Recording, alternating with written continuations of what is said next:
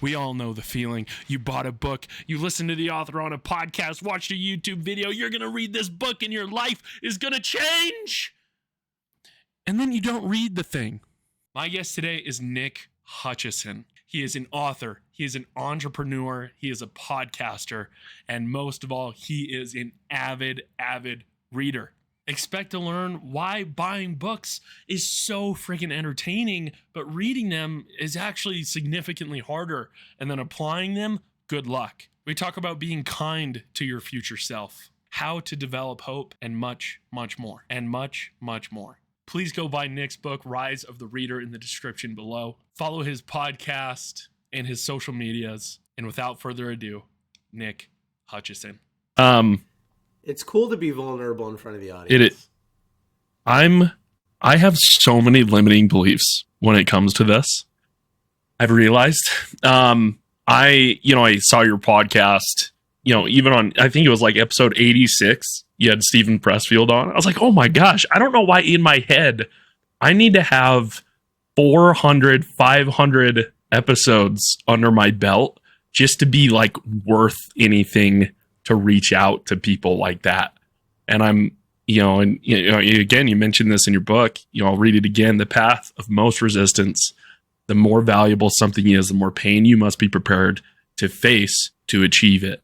I think because if this podcast did take off, it would so much of my identity is wrapped around it already, which I need to learn to disassociate. Maybe some meditation might be good for me, but, I've noticed those limiting beliefs come in every single time. I think, oh man, how cool would it be to do that? Oh no, there's that little voice that's kind of nitpicking at me for sure. Well, Jim Quick, who wrote a book called Love Limitless. Jim Quick. Yeah. Yep. He was episode number 2 or 3 on my podcast, and he says the words I am. Those 2 words are the most powerful words in the English language, because I am not enough versus I am enough. That's the decision. And you have to make it. And then you have to step into that new identity. So I am capable of interviewing Pressfield. That becomes an affirmation of yours. Now, Pressfield has become almost like a grandparent figure in my life. By the way, out of everybody that I've interviewed, I think he is my favorite. He's been on my podcast 3 times now. We just interviewed him this past week for the 3rd time. And talk about such an amazing human being. He didn't become successful until he was 55, but he started at 20. So for 35 years, he worked odd jobs, wrote on the side, would take a couple months off whenever he could afford to, write, pitch. 35 years later, his first book gets picked up. Now here he is, he's 80 years old. And I asked him, you'll think this is cool, we got to spend some time at his house in Malibu earlier this year. Let's go. With him for a little while. And I asked him, I said, hey, what's wrong with my generation? Right? At the time of this recording, I'm 29 years old, I'm about to turn 30. And I said, why does everybody want it yesterday? And he's like, well, Nick, it's because people aren't connected to a purpose or something like that. He was connected to a purpose. He didn't care about anything other than working on his craft, becoming a professional. And so I would encourage you, Andrew, to do the same thing with the podcast. Is don't worry too much about the outcome or who you're having on the show, but just improve yourself throughout these experiences. Like we were talking about the Ferris thing. It's like, if you get on these conversations and ask genuine questions and display curiosity, and you walk away from every one of these interviews going, oh, I have a little bit more ammo to go make this thing happen. It will happen eventually, right? It took Pressfield 35 years. Are you willing to give it 35 years? I probably wouldn't be, but that's the kind of mindset, is like, you got to delay the gratification a little bit. Yeah, absolutely. One of the key pillars in your book, The Rise of the Reader, is the shift from reading the form of entertainment reading is shifting reading as a form of entertainment to a form of education and behavior change. The point here that really struck out to me is the next line. If your intention for reading is to improve your life, any other outcomes are a failure. For you, Nick, There are so many different outcomes that you can get for reading. When I reached out, I knew that your book was going to address this. I call it mental masturbation. And I've fallen into this trap so many times. You buy a book. Oh my gosh, I'm so stoked to read it. You read the first 10 pages. Like, you feel all these feelings of learning and growth. And then you go and you do not apply.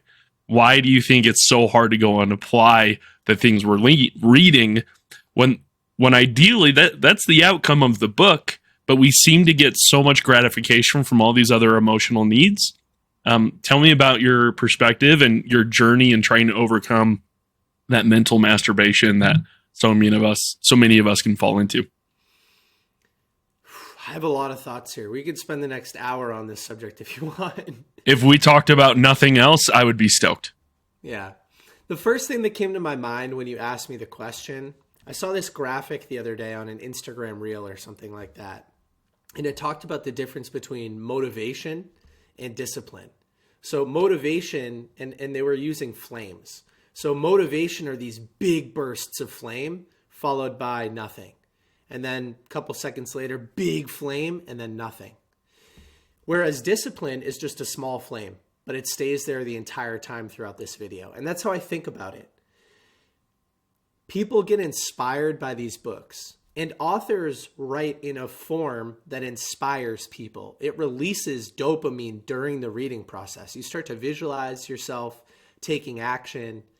Maybe it happens even earlier in the process, right? Because authors are forced to compete against each other to sell books, which is great, but sometimes you sell a little bit too much in the title and the subtitle. And so somebody prospecting that book goes, oh, I could implement that. This book's going to change my life. Boom, dopamine hit right when they bought it on Amazon.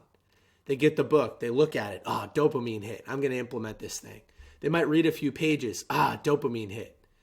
And then it dies off. Because doing the work is hard. That's a Pressfield thing. Doing the work requires overcoming resistance. Resistance exists. It's a force of gravity. No matter what you do, it's there. And inspiration might help you overcome resistance for a short period of time. But, man, there are so many other things grabbing our attention, right? Instagram Reels, YouTube Shorts, TikTok, Netflix, HBO, NFL, whatever it is for you. That is instant gratification. Reading a book, working, applying it, you have to delay gratification in order to make that happen. So this idea of discipline, setting constraints on your life, it sounds kind of tough, but a little bit of discipline goes a long way. Jocko Willink says discipline equals freedom. If you have an 8-hour workday and you're not disciplined, it might take you 10 hours because you goof off a little bit. But if you have an 8-hour workday and you're disciplined and it only takes you 6, you create freedom, right? 4 more hours to do whatever you want in that example. And so I think the same thing happens with these books. Number one, we're not taught as we're growing up in the U.S. public education system how to apply information. We're only taught how to memorize it for a short period of time. And then we get tested and then we forget. But number two, it's like you have to delay gratification. You have to understand that you're serving a future version of yourself when you're reading and applying these books. You have to exercise willpower not to use your phone and get distracted. And it takes a different type of person. But when I think about somebody that exercises discipline, I think about like a David Goggins type. He doesn't want to run. He says sometimes he stares at his shoes for 30 minutes before he puts them on. But eventually he overcomes that. So overcoming resistance is a big piece of implementing books. And I know I'm on a rant, but let me continue for another minute. When I was a recent college graduate and I had just discovered the power of these books, I was working for a software company that sold a software package, B2B style, that would get implemented by a trucking company. And it would take these companies weeks, maybe a couple of months to effectively implement the software that we sold them. And so I'm very grateful for that experience because I think what happened is I started to apply books in the same way. I started to think about applying books through an implementation process that would last weeks or months. And I knew, based on observing it in these companies, if they chose not to go through the implementation process, the software wouldn't be effective and it wouldn't get used. And I thought about these books the same way. I'm like, if I just read them, right, if I just buy the software, nothing happens. But if I start the process and I gain a little bit of momentum and I follow the instructions and I stay disciplined and I just show up a little bit every single day, that's where the magic happens. And I think I just sort of applied that same mentality to the books that I was reading. And there's a story I've told a couple of times where I was early into that experience. I was on a business trip in Chicago, actually, and I was sitting at a bar with my boss, Kyle. And Kyle was like, hey, man, you've been reading a lot of these books. You carry them with you. You talk about them all the time. He said, what do you do with them? I'm like, well, I take notes and then I implement it and I try it in the real world and I see if the sales recommendations in this sales book actually improve my sales and I measure it. And he's like, listen, man, most people don't read. Those that do don't take notes. The ones that take notes, most of them aren't actually implementing anything. He's like, you're onto something unique here and I don't think you realize it. And I didn't at the time. I just thought that's how you did it.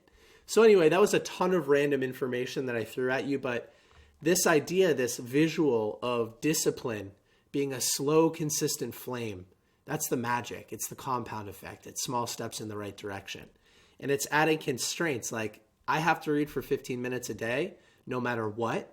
And I have to apply at least one thing from each book that I read and test it out and measure it no matter what. That's where the magic is. And the dopamine's hard to come over. One of my favorite things about modern science is our understanding of dopamine. You know, praise Andrew Huberman and his holiness. Dopamine is not the pursuit of happiness; it's the happiness of pursuit. Mm-hmm. And I know this feeling all too well. It's almost like buying the book and waiting for the book, even though it's only a day nowadays with Amazon. And then the anticipation of solving whatever problem you have is way more enjoyable than actually getting the info and actually applying it. And I think it's because our brains are so wired for calorie conservation, which in a bygone age was incredibly, incredibly useful. But now it doesn't help us anymore. We have plenty of calories, but that circuitry is still there. And so it's all about the anticipation of reading the book, the anticipation of solving the problem that is so, so, so much more enjoyable than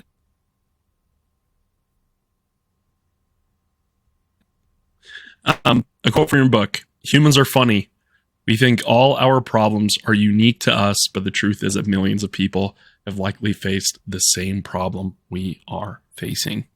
I think you and I are the same generation. I think we grew up, everyone's special, everyone's unique, but I do find that actually the only thing we're missing nowadays generally is honesty. Because as I've matured and become more comfortable opening up, like specifically to my male friends who are also fathers, who are also husbands, the more I open up about the things I'm struggling with, the more I realize, oh my gosh, we're all going through the same shit. It's all the same experience. There's just like different flavors of Kool-Aid that each of us is given, where it's like, everyone's got, there's 7 cards that you can draw from and everyone has 5 of the 7 is kind of what it feels like. So and then one of the other parts of the book that I loved is that one of your least favorite questions is, what book should I read? Because it's not enough context. You ask questions, you dive deep, you ask people, well, what sort of things are you dealing with in life right now?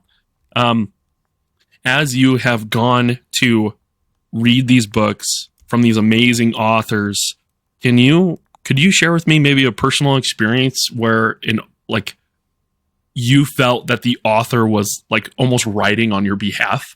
Has that happened very often for you? Oh yeah, all the time. I had a mentor of mine say something to me the other day that I actually wrote down because I thought it was so cool. He said, I would rather read a book than sit down with an author. And I thought about that for a little bit because we were talking about how books are mentors, right? And he said, well, I'd rather read their book than sit down and have a 2-hour conversation with them. And I was like, why? Because if you were sitting there talking with them, you could ask personalized questions to address your own problems. And he said, Nick, it took somebody decades to learn what they've written in a book that takes, let's just say, 6 hours to read.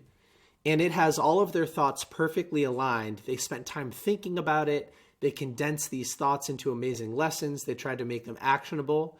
And now you want to just grab that person and have a conversation with them. You think that's more valuable?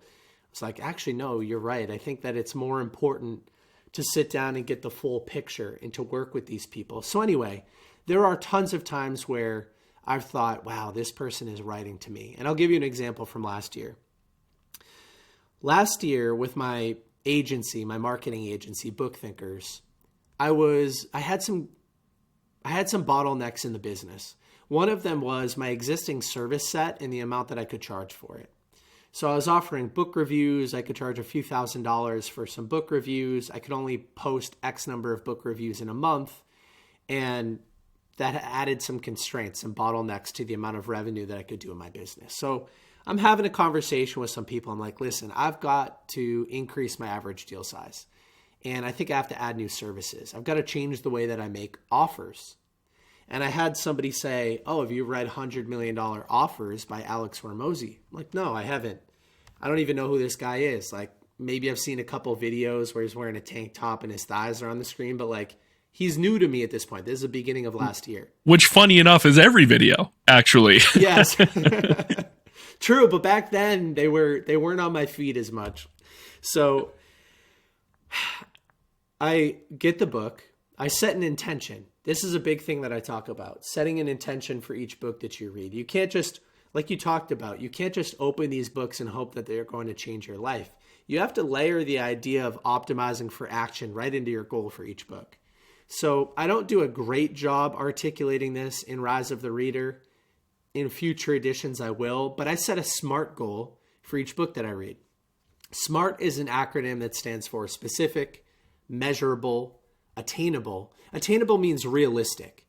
Relevant is R, which means you're emotionally connected to it.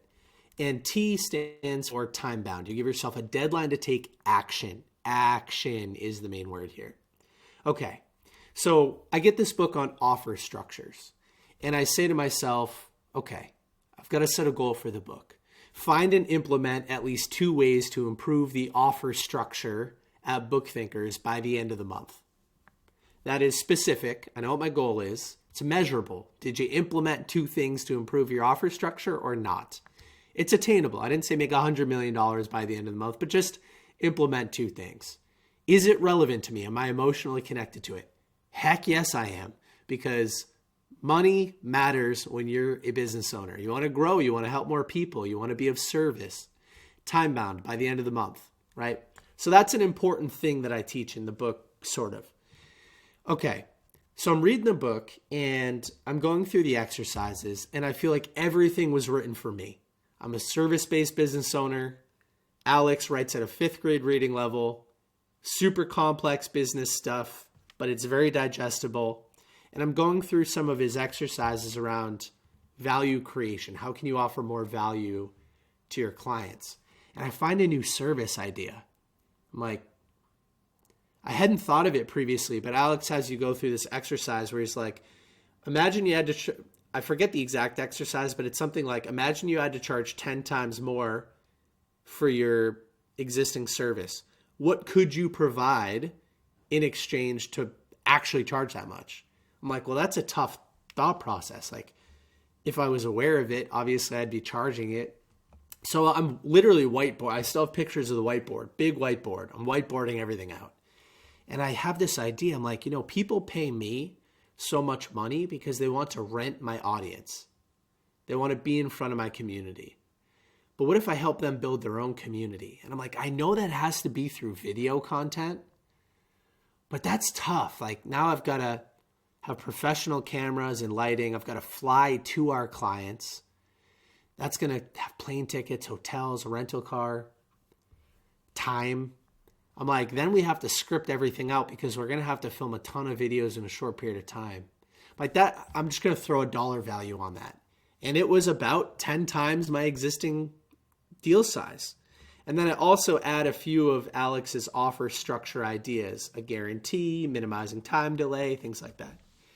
And I start offering it. I call up the first author that comes to mind.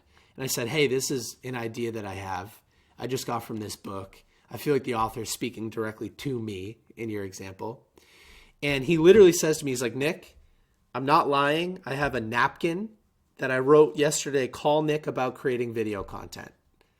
And I go out, I fly out to LA. We film a ton of content. He starts posting it and it works. And then I started selling it like wildfire. And then my business. Let's go, Nick. 5X. Yeah. Within like a couple of months. Literally 4 or 5X revenue in a couple of months. And it was because of this book. So Alex actually uses my testimonial for it in his presentations. I get texts from people all the time. Nick, you're up on stage. Which is so cool because that's what a book can do for you. Talk about return on investment. I spent $20 in a few hours of my time. Admittedly, a half-hearted implementation. I only implemented like 2 things from the book.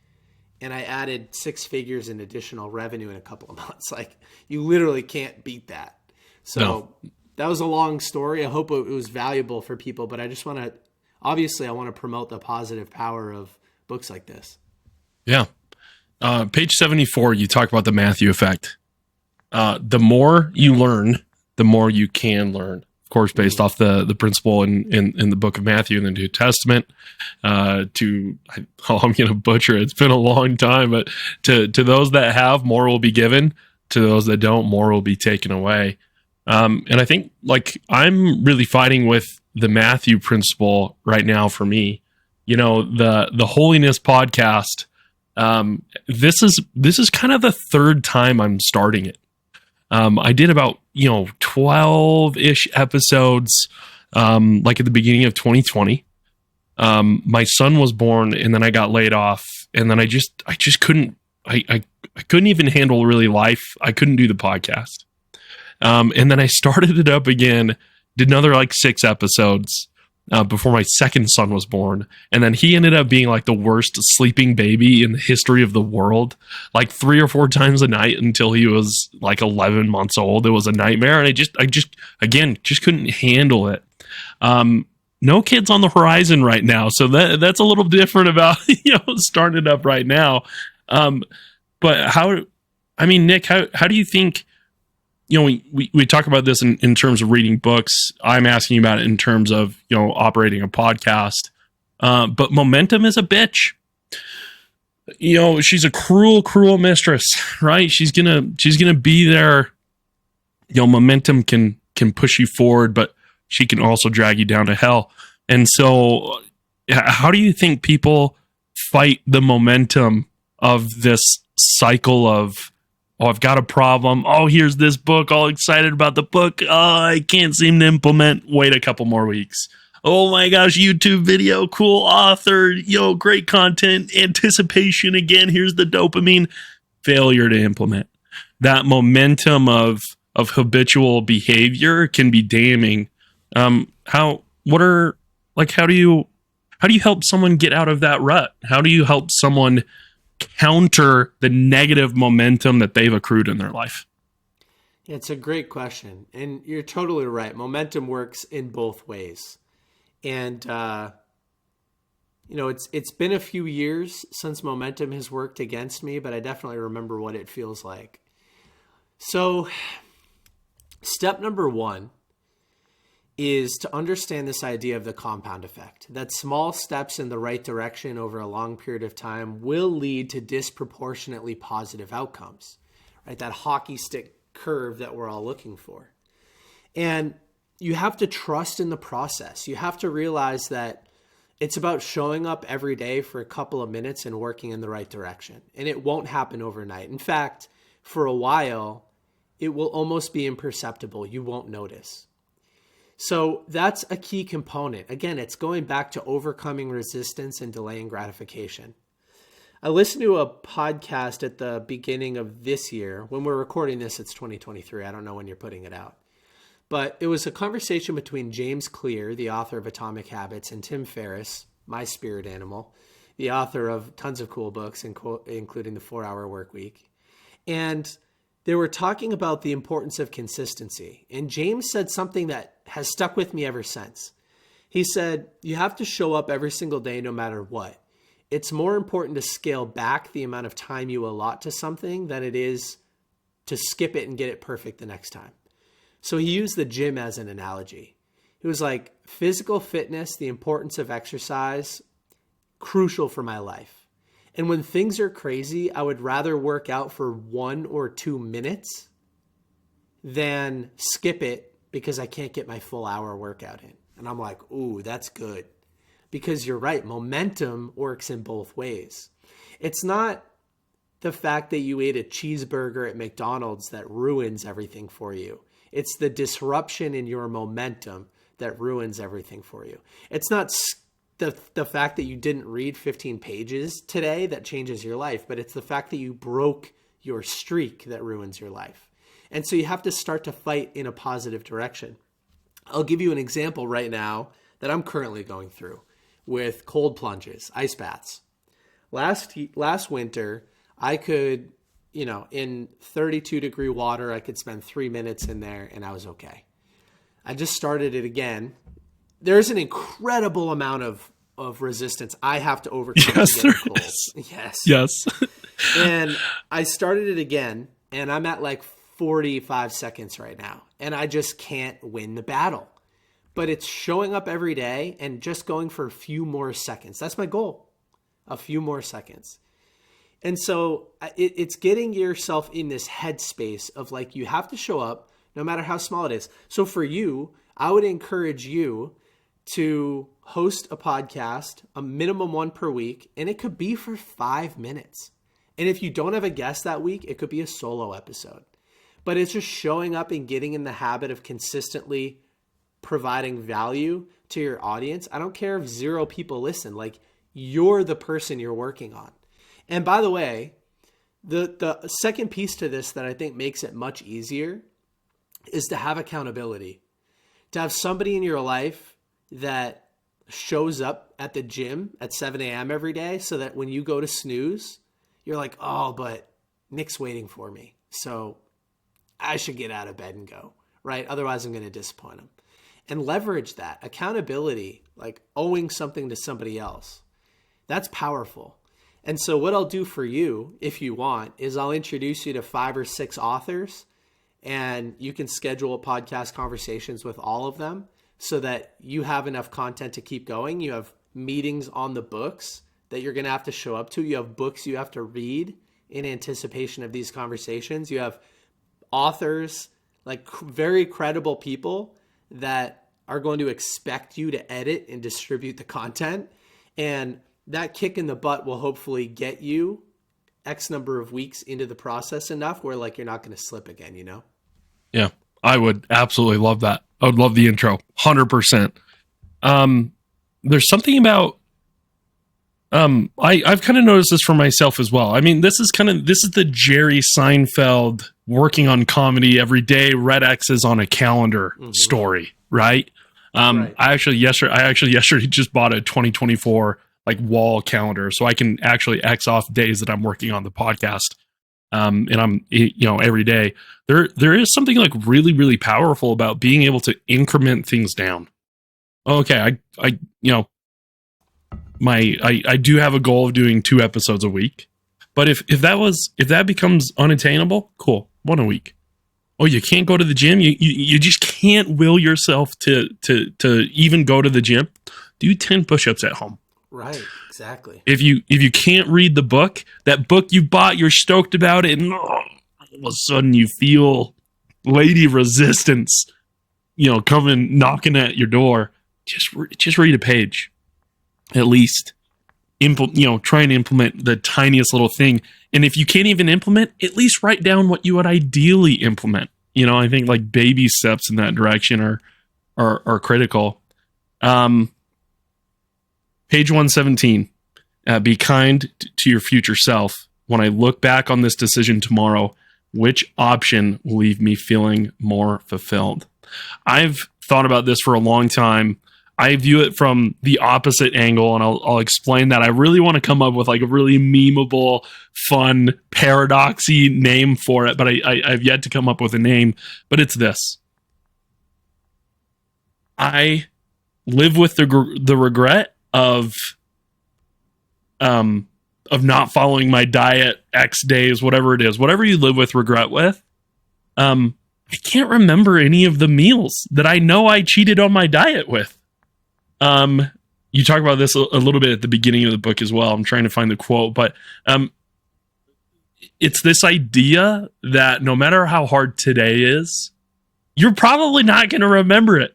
You're going to remember the results of the day. You're going to remember if you're going to have this, this delayed feeling of either pride that you did well today, or this latent sense of regret that you cheated on your diet, you didn't go to the gym, you didn't read the book, whatever your goal is. But you oftentimes you forget what book you were supposed to read. You forget the meal that you cheated on your diet with. You don't even remember, was it a leg day? Was it a push day I was supposed to hit at the gym? And so it's this kind of idea that no matter how hard today is, you're most likely not even going to remember it, So it's just this funny idea that today is the only day that matters, but you're most likely not going to remember it because you're going to have a new today, but you will live with this latent sense of regret or this latent sense of pride, even though you can't remember the specific details. And so this is something that I quite often, this is a well that I quite often drink from to remind me that, hey, this is really hard right now. I'm not going to remember doing it, but I will have the felt sense of doing it. If I delay this thing and I go play some video games, am I really going to remember this video game session?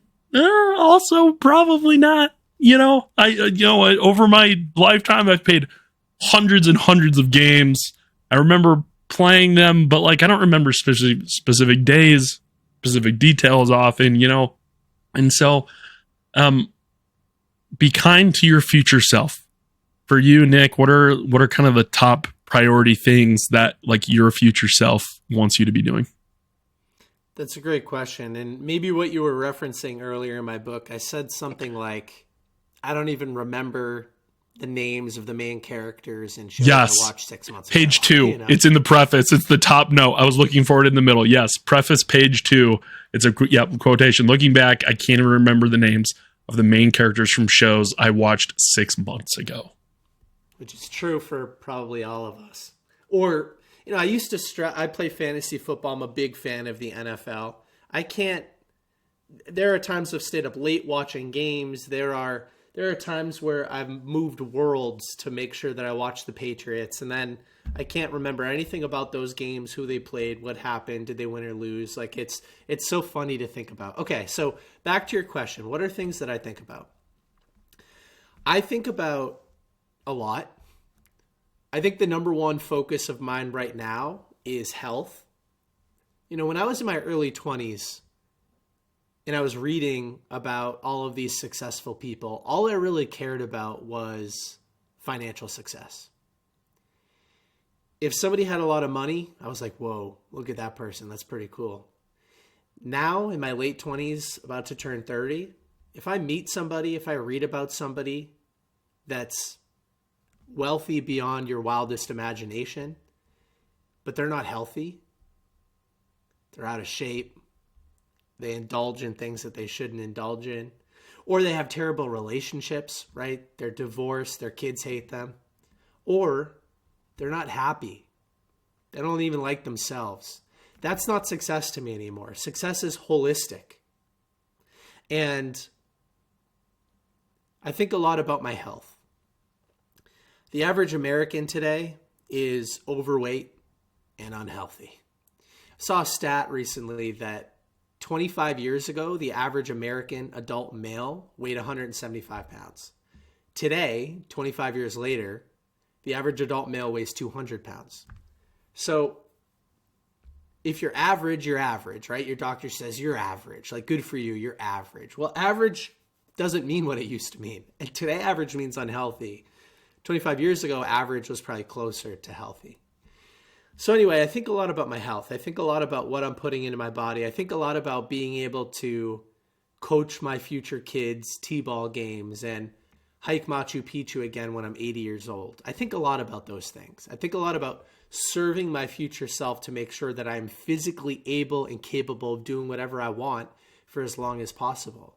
And in today's universe of information, talk about Huberman. Huberman's got to stop posting shirtless pics because, like, our wives and girlfriends are on Instagram, right? His racing, his run, lift, shoot with Cam Hanes, where he's taking the rock up the hill. I'm like, damn it, dude! Like, come on, put that away, bro. This is the standard. Yes, dude, the standards this man is setting. It's unachievable. I want to go live up to that. So that's the thing is, like, we are capable of feeling 60 when we're 80. It's possible. Most people don't, though. They feel 80 when they're 60. And I just don't want to be like that. And I know that every action I take today is a vote for the future person I'm becoming. And I have agency. Like, I have control in the present moment of what that person in the future looks like and feels like. At least I have agency over most of it. So I think a lot about that. I also think about happiness and headspace. I write in the book a little bit about meditation. Meditation is almost purely to serve your future self. There's no joy in the present moment that you get from meditation 98% of the time, at least in your first couple of years. And so the science is very clear, though, that if you practice mindfulness, meditation for a prolonged period of time, the gray matter in your brain improves, your ability to process information improves, your sense of clarity improves. You can operate from a place of logic instead of emotion. And in Tim Ferriss's book, Tools of Titans, he analyzes a couple hundred high performers in every area of life. And the number one most common trait across all of them was a daily form, like a daily routine or practice around mindfulness, meditation, gratitude, journaling. And that's something that I do almost on a daily basis that is almost just for my future self. It's always delaying gratification. And for the last 6 or 7 years, I have been meditating and I can already see the benefits. So I can't wait to see what they're like in the next 20 or 30 years. So those are a couple of things that I do that serve my future self. The supplements that I take here, I'll show you. Here's what an average day looks like, just to give you some context. Here's my AM. Here's my Let's AM, go. And here's my PM. And it's like, people say expensive pee, and I sit here and I think, no, being in the hospital, that's expensive pee. Yeah. Feeling 80 when I'm 60, that's expensive pee. Yeah. But this, $10 a day, following the science of people like Andrew Huberman and Gary Brecka, people that have dedicated their lives to improving how you feel. Yeah. Like, I'm in for that. Do you know who Brian Johnson is? Yeah, of course. I just read. Oh, did you? Yeah, he just put out a book called Don't Die, which is cool.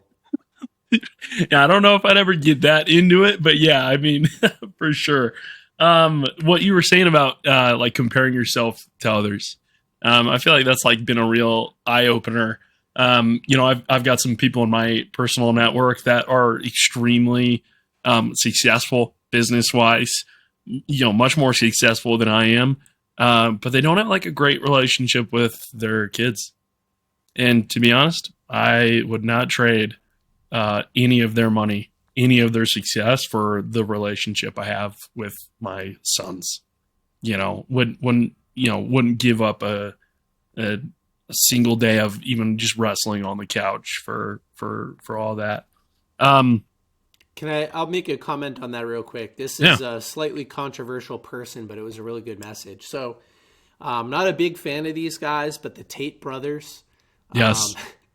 There's some positives. There's a lot of negatives. But Tristan Tate, Andrew Tate's brother, had a video the other day where somebody called in And he said, "Hey, Tristan, I'm a dad, and I know what clip this is. Yep. Yeah, I spend all of my money. The minute I make money, I spend it on my wife and I spend it on my kids. And I can't get ahead. You know, I can't invest. I can't blah, blah, blah." And Tristan had a good point. He's like, "Dude, who cares? You have what most people wish for, a healthy relationship with their wife, kids. Like, what 60-year-old billionaire wouldn't trade their lives for that?" Or something like that. And I thought it was such a great message. Like, you need the holistic sense of success, because the other ones, they look good, but they're not good, right? Money, but at the expense of everything else, or health at the expense of everything else. Like Brian Johnson, you're right. That's health at the expense of relationships and enjoying your life, at least from my perspective. So it's like, you got to balance all of them a little bit. You list out 100 habits at the end of your book. There's a few that I would love to pick your brain about. Number 1, trick Parkinson's law. Can you walk me through how you trick Parkinson's law? And for those listening that don't know, Parkinson's law is this idea that the work that you have to do will always fill to the time allotted it. I mean, you spoke about this earlier, right? Give yourself 10 hours to do a task, and you'll get really distracted. But it's like, I've got 10 hours. Whereas if you gave yourself, now 6 hours, I got to do this. Generally, you're going to be able to squeeze the completion of that task into those 6 hours. So walk me through how you trick this psychological principle. Yeah, well, think about when you're in a little bit more explanation for everybody. Think about when you were in grade school and a teacher gives you 2 weeks to do an assignment and it's due on Monday morning and you finish it on Sunday night right before it's due. It's every time. You will always use the time allotted. And the same thing happens in our bank accounts, right? So you will use the money that's available every month. It's why when people get raises, they intend on saving money. They don't do anything differently though, and their spending just naturally inflates to meet the amount of money that's available. And so what I do is, when money hits my bank account, a certain percentage of it is automatically delegated to another bank account. So I don't see it. I never had it. I never felt it. It was never available to me. And that money that's being rerouted goes to another bank, not another account in the same bank, but another bank. And I can access that bank on my desktop, but I don't even have the app on my phone. So I can't sit there and regularly check it. But the beautiful thing is that I don't use the money. And so my spending naturally gets narrowed down to what's available in my account. It's a way to trick sort of the money system. It's a way to trick Parkinson's law. Is that the one that I read about in the book? Because that's what came to mind. Like that is how I actively do it. Yeah, the money example, and I've always heard of Parkinson's law and always just applied it to time, but really it can be applied to any resource, right? And you gave the money example. I was like, ooh, Nick, you're yelling at me right now, and I feel uncomfortable. But you're spot on. Like I think it's totally true. Your spending will fill the amount of money given to it. The task will fill the amount of time given to it. And I thought that was great. Practice idea sex. Walk us through that. Yeah, this originally came from James Altucher, who wrote a ton of good books, including one called Choose Yourself. And the idea is you take two totally unrelated subjects, you merge them together, and you journal about it for a little while. And you could do this through the lens of so many different things. How, you could take intermittent fasting and leadership and merge them together and write about how that's going to improve your life. But you could do this with time management. You could do this with health. You could do this with relationships. You could do this with two totally random ideas for a business, right? How am I going to take, headphones and merge them with water bottles? Well, I don't know. But something novel is going to come out of that if we spend the next 10 minutes talking about it, right? Maybe, there's a cool headphone thing that could be attached to your water bottle at the gym so that you don't We're on to lose something. it, right? We're on to it. Yeah. We're on to it. $1 million idea, but that's how it happens. You can, sometimes people say like, oh, every idea has been taken, everything's been thought of. But like, I bet nobody has a headphone case that attaches to your water bottle so that you don't lose it at the gym, like some type of magnet system or something. There's a market for it, right? So you could do that with literally anything in your environment. And I try to do that often. And there's maybe a future business idea where people are forced, maybe there's a software that like takes two totally random words or phrases or concepts or ideas and like randomly generates them for you once a day. It could be an app, it could be on your desktop, it could be sent to you via email. And then you've got to spend a few minutes journaling about how they could relate to each other for a business idea.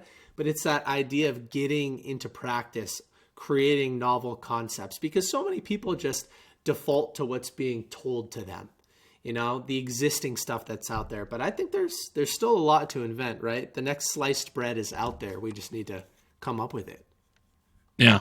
I'd love for you to talk about define your ideal day. But within that, I'd maybe, just on this topic that we were just on of generating ideas, creativity, I'd love for you to talk about the habit of defining your ideal day. But within that, I'd love for you to talk about, if I could ask you, like, how do you spend your time to kind of to tap into the creativity that I'm sure is required for your agency to help promote books and help authors. But I'd love to hear your kind of creativity practices.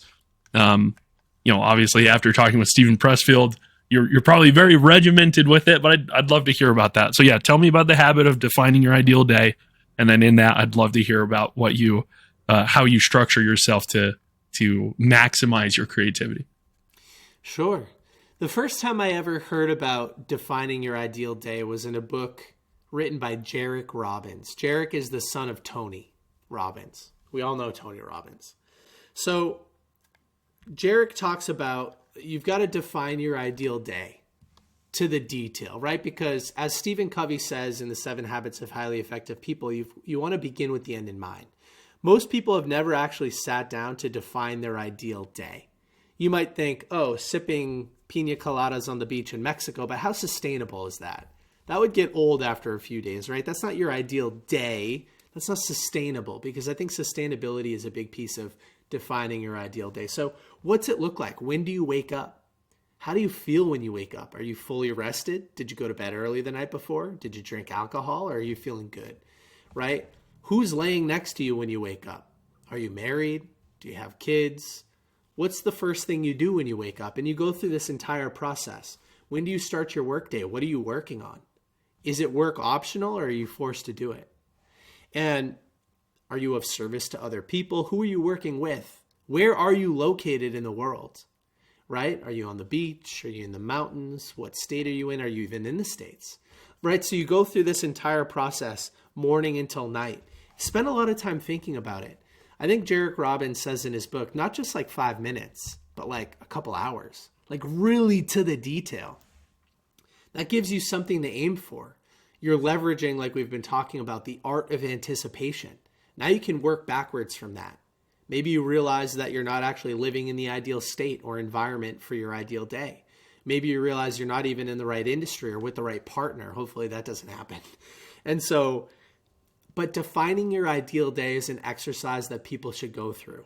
And I didn't write about it in this chapter, but one of my mentors, his name is Ken Rusk. I'm going to introduce you to him. Ken wrote a book called Blue Collar Cash. Ken is an advocate for alternatives to college, is a way to think about it. He's a big advocate for trades, like blue collar type work, because where supply is low and demand is high, you can make a lot of money. I'm not a blue collar worker, but I am an entrepreneur. And Ken has a lot of great exercises in his book to help you envision your dream life. He actually says, grab a box of crayons and a big poster board and draw it. Like, what's your ideal life look like? And so I remember the first time that I went through this exercise with Ken. He's not a coach or anything. He's just an author, a really cool dude. But I'm drawing my house in all the detail, in the environment, with a G-Wagon in the driveway, and my family, and a bunch of dogs. And he's like, well, name the dogs. Like, what are their, like that level of detail, drawing it all out. What breed? Yeah.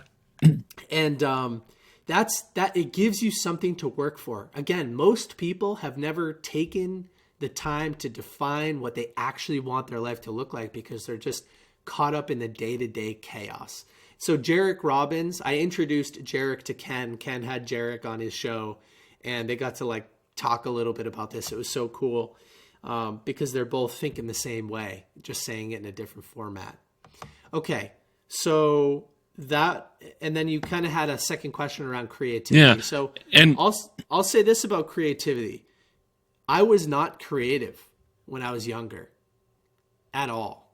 You didn't catch me drawing maybe for a short period of time when I was super little, but through middle school, high school, college, I was not creative. Nobody would have said, Nick Hutchison, oh, that guy's creative. But today, I work in content creation full time. And so I am creative. What's the difference? Well, it's a learned skill. It's something that developed over time through practice. And I remember reading Leonardo da Vinci by Walter Isaacson. It's a super deep biography on Leonardo da Vinci's life. And Leonardo da Vinci, he thought of creativity as a learned skill, as something that you could practice and get better at. And so your question to me was like, how do you exercise creativity on a daily basis? I think that creativity is baked into things like idea sex. It's baked into my journaling. I'm constantly filling my brain with new ideas because I'm reading every day for hours about other people's lives and what they've done to become successful and the actions that they recommend you participate in, such as the ideal day exercise. So it takes some creativity to draw out your ideal life and have fun with it. And that's flexing a muscle. It's building a skill set that you can then transfer and apply to other areas of your life. I'm listening to podcasts. I'm interviewing people. That's an act of creativity. I'm creating my own content for myself, but also for other people. I'm practicing idea sex when I see Tristan Tate talking about, oh, you know what, like answering people's questions. Well, maybe I could apply that same kind of film setup because it was pretty cool where he's answering questions on a laptop with a mic in front of him to somebody else that I'm creating content for, maybe to my own content.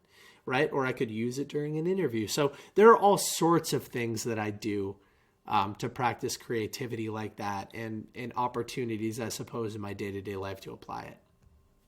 As someone's building their ideal day, as you were describing it, you can't help but, I couldn't help but just, kind of feel out my own ideal day. It's hard not to think about your ideals. But then there's, just to be honest, there's a little voice in my head that's like, man, you're like, come on. Like, come on. Like, is this really going to happen? So how do you help people how do you recommend people develop hope that their ideal day, barring your ideal is billionaire, but I think people equate billionaire with happiness. And I'd probably argue that it's the opposite. But if someone's thinking about their ideal and they almost feel that hopelessness of, man, could this even be? How have you developed hope for yourself, and how do you recommend people develop that hope? Well, you mentioned something earlier, which is chunk things down, break things down. And so if you're, for instance, and this is what I would recommend people do, if your ideal day means waking up in a beachfront house in Miami or something like that, go to Zillow, look up beachfront properties in Miami, see how much they actually cost, and then say, okay, if I wanted to achieve this in the next 20 years, how much money would I have to be making in order to afford this mortgage? And get granular with it, break it down. And then you might realize, oh, this is more realistic than I thought. I only have to be making X amount of money to make this happen 20 years from now. And that's the math that people don't do. They just go beachfront mansion in Miami, unrealistic. No. There are over 1 million millionaires in the US. I believe in myself. I believe I'm capable of achieving whatever I want to.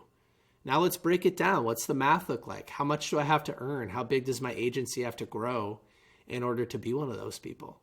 There are over 1 million of them. 1 million. millionaires. Come on, I'm more capable than some of those people. I have to be. And that's the type of belief that I've definitely developed through consistency and momentum. But, one of the things that you mentioned earlier, which is like interviewing all of these people. I mean, Grant Cardone was episode number 9 on my podcast. A lot of these people, Patrick Bet-David's been on the show, Alex Hormozi, like you mentioned, a lot of great business people with big net worths. And one thing you realize when you're interviewing them is nothing is as fancy as it seems. They're all just people. Most of the time we forget about the backstory, right? Like what they did to become an overnight success, right? The 20 years of work before they became an overnight success. Maybe somebody like Hormozi, although he says he slept on a gym floor, he's a little bit of an outlier. But Huberman, the guy's 50 years old.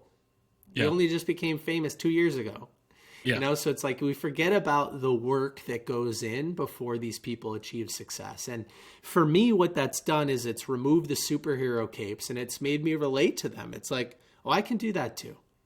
If Grant Cardone was in and out of drug and alcohol rehab in his late 20s and early 30s, and then he didn't become famous until he was late 50s, that's 20-something years of hard work behind the scenes that nobody pays attention to. Like, I can do that too. Why not? Of course I can. Yeah. So I think make these people relatable and then chunk down, like actually do the math and make sure that like you are setting an attainable goal, which is the A in SMART. You have to set something realistic. Now, none of my goals revolve around being Elon Musk, right?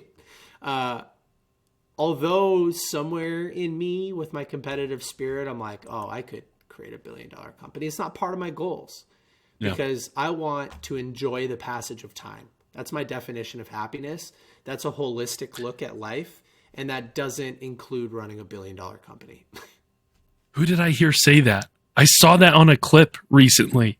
Yeah, it was like a popular TV host or whatever, but their definition of happiness was learning to enjoy the passage of time, and that really hit me. I was like, "Oh man!" Like, he's a comedian out of the UK, I think. I forget his Jimmy name. Carr. It was Jimmy Carr.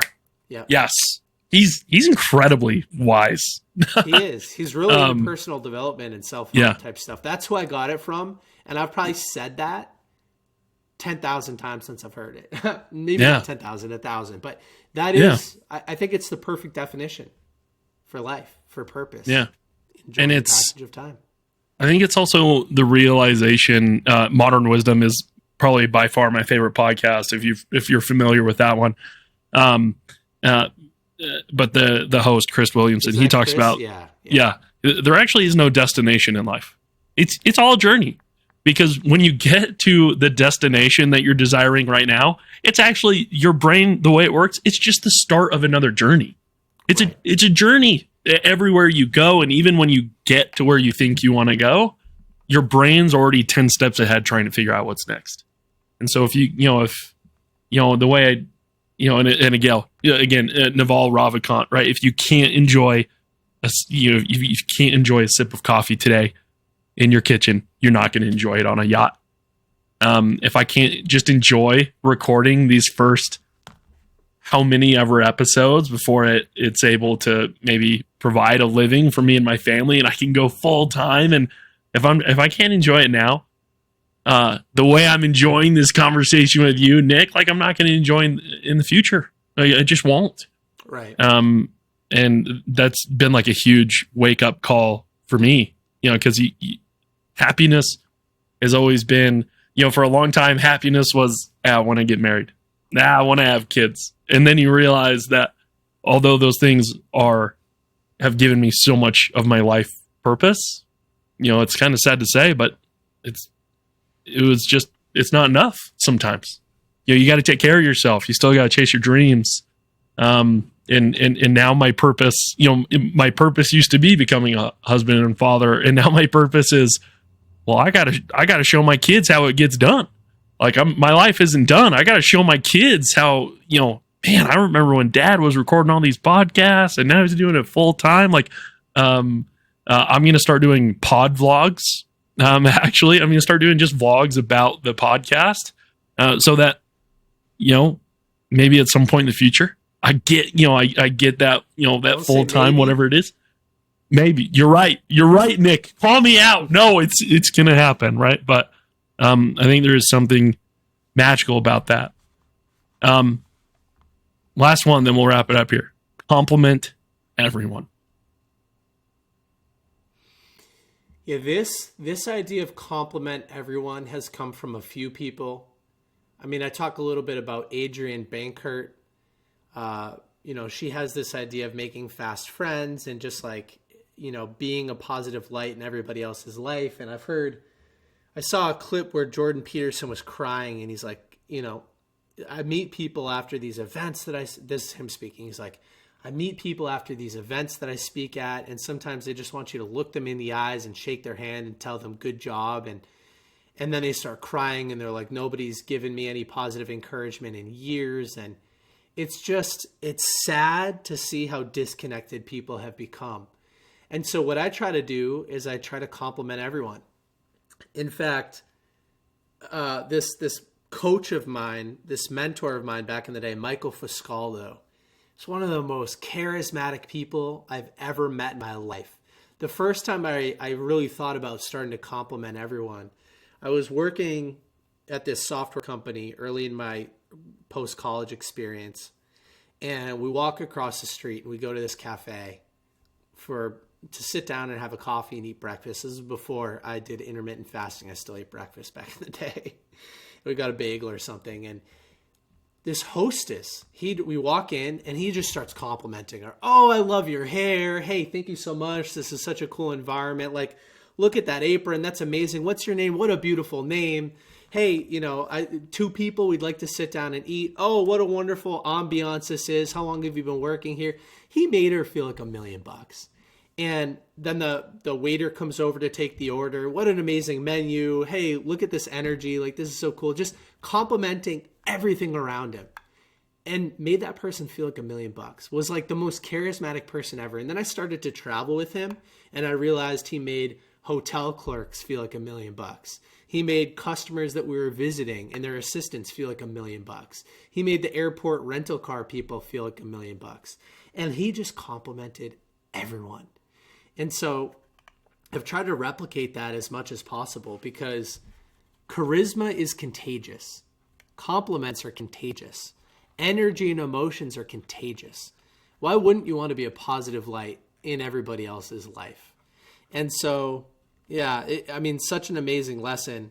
I actually just bought my dad tickets to go see Jordan Peterson in a couple of months, and I got the meet and greet package because I want to thank Jordan for lessons like that. He's encouraged me to compliment more people. What an amazing message. How could anybody on the planet ever hate on somebody that encourages you to compliment more people, right? Is that for his We Who Wrestle with God tour? Yes. Yeah. Yeah. So I'm excited to go. I haven't watched all the content that's out there. I think there's like a 6-part or an 8-part series. Yeah, that he did with Daily Wire and everything. Yeah. Yeah. And Daily Wire gets a little bit crazy, but the people who are talking about subjects like this and they're just smart, and I can't get enough of it. So I want to interview Jordan because his first, well, it's not his first book. Maps of Meaning, I suppose, was his first book, but 12 Rules of Life. Maps of Meaning, I don't have the IQ for it. Me neither. It is beyond my understanding. Oh my gosh, yes. Yeah, he's somebody who I was this close to interviewing before, and I was so intimidated. I was like, I'm going to have to study for 100 hours to even understand what he's saying to me. Yeah. 100%. Yeah. But anyway, compliment everyone. Really, compliment everyone that you can. Yeah. Nick Hutchison, where can people find you? I'll link everything below. BookThinkers, which is your podcast. Rise of the Reader, your book. Where else can people connect with you? Well, if anybody has made it to the end of this conversation, thank you so much for listening. Please support Andrew in his effort to make this thing a full-time thing.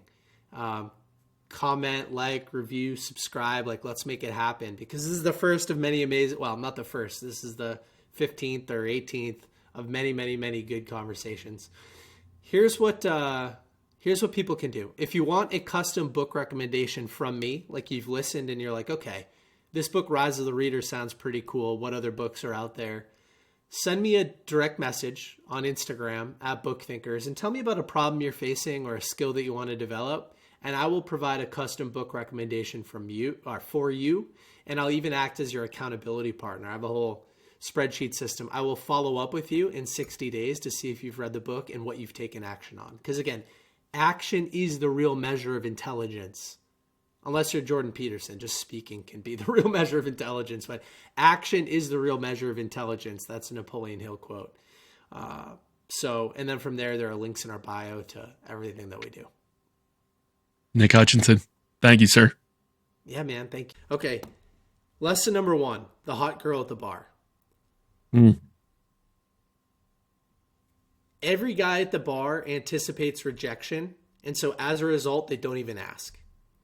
She is the one at the end of the night that's left feeling insecure because nobody talked to her. They anticipated rejection, so they didn't even take action. And as a result, nobody talked to her. That's a weird place to be, but it happens to these creators. When I had 25K on IG, I used to get 100 DMs a day, maybe 50 DMs a day. I used to spend an hour a day answering direct messages. Now we have 150. And I get 5 messages a day, 3 messages a day. Really? And I'll ask people. Really? I'll ask people, why aren't you messaging me? Well, I didn't think you'd respond. Why not? You have too many followers. People anticipate rejection, so they don't even ask. That's number 1. These people who, which kind of like, here's the message in a different way. These people are more accessible than you think because less people are reaching out. Here's another example. Before I was full-time with BookThinkers, before I even had my podcast, I was just doing book reviews on the side. I was traveling for business for the software company, and I was in New York City on business. And I had some free time to kill. Like I had a whole open day between appointments. And so I had just read a book by this guy, Anthony Lawley. It was called The Heart of the Deal. He had just exited a real estate position for over $100 million, and he wrote about like his real estate experience. He was like liquid $100 million. So I DM'd him on Instagram. He had a huge following. And I said, hey, I'm a fan, read your book. I'm in the city. Would love to get coffee tomorrow. Like I didn't even give him any chance to like have availability. And he goes, yeah, sure. So I drove to the Bronx and I got coffee with him. And I was like, what made you say yes? I'm like, you're a busy guy. You're worth more money than anybody.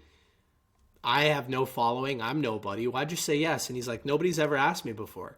I'm like, what? You're worth $100 million? You're an author? You're famous? Like this is back when verification mattered. Like you're verified. Like what? Nobody's ever asked you for coffee. Nobody's ever asked me before. It's like, what the heck? Again, anticipate rejection so you don't even ask. Yeah. Here's lesson number 2. Read a book called The Third Door by Alex Banayan. And I'll give you the metaphor because he says it in the beginning of the book. It doesn't spoil anything, but then the book has a ton of value. And if you like listening to books, although I'm a bigger advocate for reading a physical book, this is a good listen. It's a good listen. So here's the metaphor. Every nightclub has 3 ways to get in. Door number 1 is general admission. That's what everybody tries to go to. And in the case of a nightclub, general admission, it might wrap around the block. You got to pay a cover to get in. They might even say no if the club is full. And that is casually DMing people. Now, casually DMing people can work, right? Like I said, these people are more accessible than you think. Casual DMs might work for the right tier of followers. Door number 2 is the VIP entrance. That's when you're already famous, you know somebody, you have a ton of money, you can buy your way in, you have clout, whatever. We're not there yet, right? So we can't use door number 2. But there's always a door number 3, and this is the motivational piece. Door number 3, in the case of a nightclub, might mean crawling in the kitchen window, army crawling past everybody in the back and popping in through the back of the club, but you're still in the club. And so all these successful people, there's a third door. There's a way to get to them. And Alex's book gives you dozens of examples on how he's met all sorts of people. And I won't spoil it, but like richest people in the world as a 20-year-old kid because he uses Yes. the third door. So it's a very motivational book. And then here's number 3, and then I'll kind of let you go because I have to pee.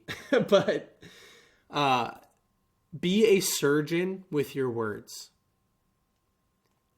Surgeons don't make extra cuts while performing surgery because it's unnecessary. Salespeople prospecting for a guest on their show shouldn't use extra language when selling. So if I look at the message that you sent me, it was good. It was short. Hi, Nick. I'm a returning podcaster to meet and would love to interview you. My podcast is called Holiness, inspired from the work of Carl Jung and his philosophy of integration. Would you be open to recording a podcast? That's pretty good. Can you get it even shorter? And so here's my formula for reaching out to very, very hard to reach people. It's, hey, Robert Greene. Hey, Robert, congratulations on the upcoming release of your next book. Insert title. I help authors promote and market their books. Some of the ones I've featured recently are, and then I name people that he follows. Ryan Holiday, Grant Cardone, Lewis Howes, whatever. I'd love to help you promote your book to my audience as well. Here's a link to book. That's like my whole framework. So a couple of things happen. Congratulations on the upcoming release. I always target hard to reach people right before they're about to do something because that's when they're most likely to say yes. They'll just say yes to anything because they want to promote the heck out of it and they're insecure that it's not going to do well. I help authors and then I name their friends. They bypass any due diligence. I was never asked about how many downloads, how many followers, because they see, oh, Ryan Holiday, Lewis Howes, those guys did it. Okay, I should do it too.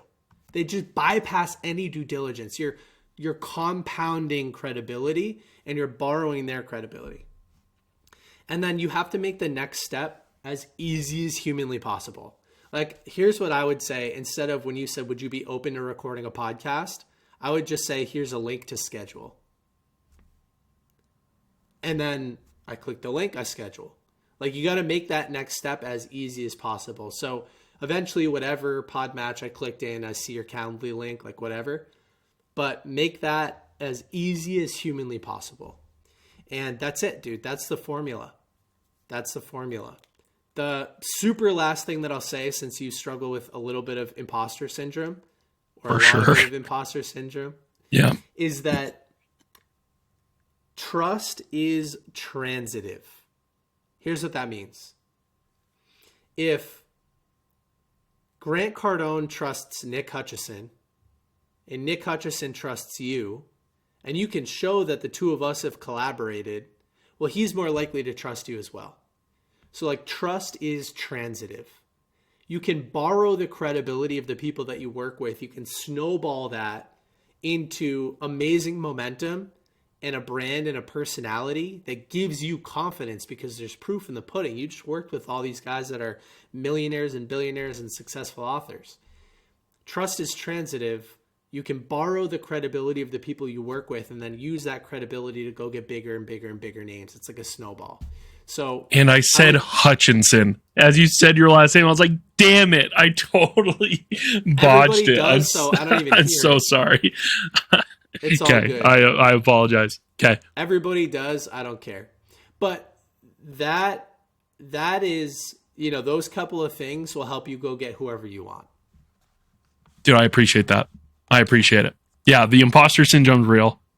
I don't want to go up to the hot girl at the bar. I don't want to do it. It's true. I'll let you go pee. Yeah. Exposure desensitizes you. So I used to feel that way too. Now I'm desensitized to it. I could sit down with